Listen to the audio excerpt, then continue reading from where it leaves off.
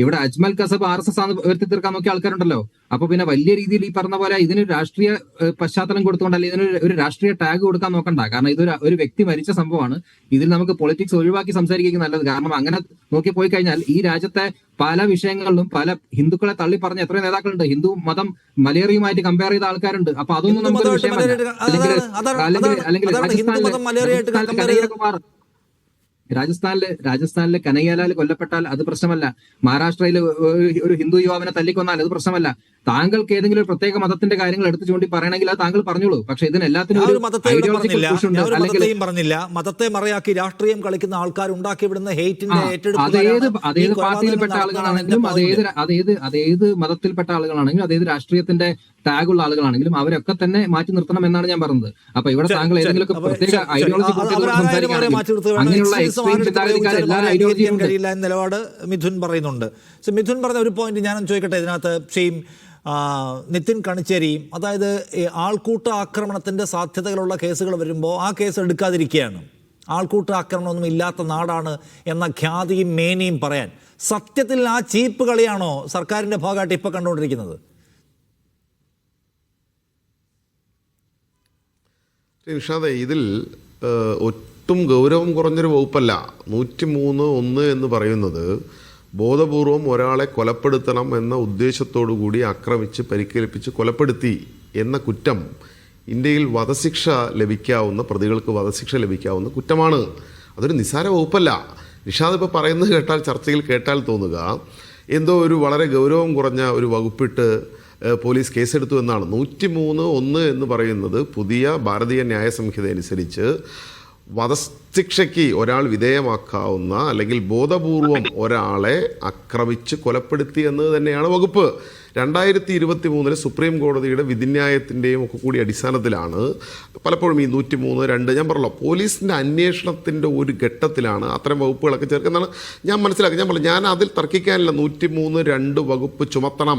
ആ പ്രദേശത്ത് പോയി അവിടെയുള്ള ആളുകളൊക്കെ വിവരശേഖരണം നടത്തിയതിന് എനിക്ക് സംശയമേ ഇല്ല.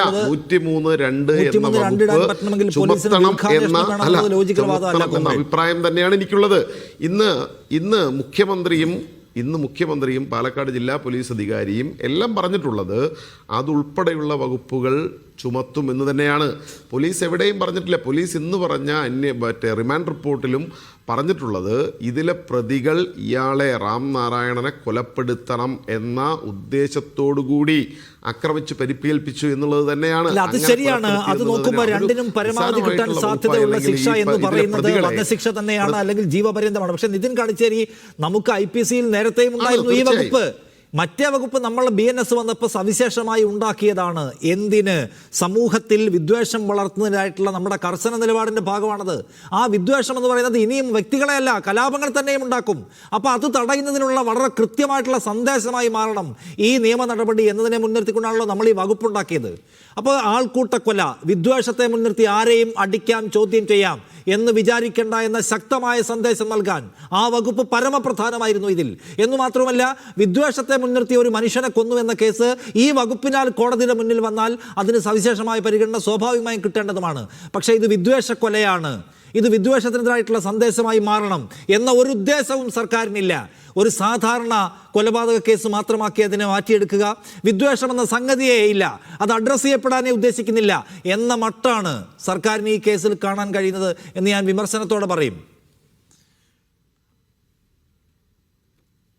നോക്കൂ, ആ വിമർശനം നിലനിൽക്കുന്നതല്ല എന്നാണ് നിഷാദ് പറഞ്ഞ. ആ വിമർശനം നിലനിൽക്കുന്നതല്ല എന്നുള്ളതാണ് ഞാൻ പറയുന്നത്. ആ വകുപ്പ് ഉൾപ്പെടെയുള്ള വകുപ്പുകൾ ഈ കേസിൽ ചേർക്കപ്പെടും എന്ന് തന്നെയാണ് ഇപ്പോഴും ഞാൻ വിശ്വസിക്കുന്നത്. ഞാൻ അവിടെയുള്ള ഈ സംഭവവുമായി ബന്ധപ്പെട്ട അന്വേഷിക്കുന്ന ഉദ്യോഗസ്ഥർ അല്ലെങ്കിൽ അതുപോലുള്ള ആളുകൾക്കുമായി സംസാരിച്ചതിൻ്റെയും ഒക്കെ, അല്ലെങ്കിൽ അവരിൽ നിന്ന് കിട്ടിയിട്ടുള്ള ചില വിവരങ്ങളുടെയും ഒക്കെ അടിസ്ഥാനത്തിൽ ഞാൻ പറഞ്ഞ പോലീസ് അധികാരികളും മുഖ്യമന്ത്രിയും ഒക്കെ ഈ വകുപ്പ് ഉൾപ്പെടെയുള്ള കാര്യങ്ങൾ ചുമത്തുന്നത് സംബന്ധിച്ച് പോലീസ് പരിശോധിച്ചുകൊണ്ടിരിക്കുകയാണ് എന്നുള്ളത് തന്നെയാണ് ഞാൻ പറഞ്ഞത്. ഇപ്പോൾ 5 പേരാണ് പോലീസ് ഞാൻ പറയുന്നത്. പോലീസ് എല്ലാവർക്കും മനസ്സിലാവാത്ത ഒരു കൂട്ടരേ ഉള്ളൂ. അത് കേരള പോലീസും കേരള മുഖ്യമന്ത്രിയുമാണ്. ആൾക്കൂട്ടത്തിന്റെ മർദ്ദനത്തെ തുടർന്ന് കൊല്ലപ്പെട്ടയാൾ, അദ്ദേഹത്തിന്റെ പ്രതികരണത്തിൽ വംശീയത എന്ന വാക്കില്ല, വിദ്വേഷം എന്ന വാക്കില്ല. കേരളത്തിൽ സംഘപരിവാർ നടപ്പിലാക്കുന്ന ഈ പറയുന്ന പരിപാടി നടക്കില്ല എന്ന വാക്കില്ല. കേരളത്തിന്റെ മുഖ്യമന്ത്രിക്ക് ഇതൊരു വംശീയ അധിക്ഷേപ കൊലയാണ്, വംശീയ ആക്രമണ കൊലയാണ് എന്ന നിലപാടില്ല. അദ്ദേഹത്തിന്റെ പോലീസിനുമില്ല. നിങ്ങൾ ഇതിനകത്ത് തിരിഞ്ഞു കളിക്കുകയാണെന്ന് മനസ്സിലായിട്ടുണ്ട് സകല മലയാളിക്കും. ഇതിനെ പരിശോധിക്കണമെന്ന് വെച്ചാൽ അങ്ങനെയാണെങ്കിൽ നമുക്ക് എല്ലാ കേസും എല്ലാ വകുപ്പും പരിശോധിച്ചിട്ടേ ഇടാൻ പറ്റുള്ളൂ. ചിലത് മാത്രം പരിശോധിക്കാതെ ഇടാം, ബാക്കി മറ്റത് പരിശോധിക്കണം. ഏത് ക്ലിയർ വീഡിയോ എവിഡൻസ് ഉള്ള കേസിനെ കുറിച്ച്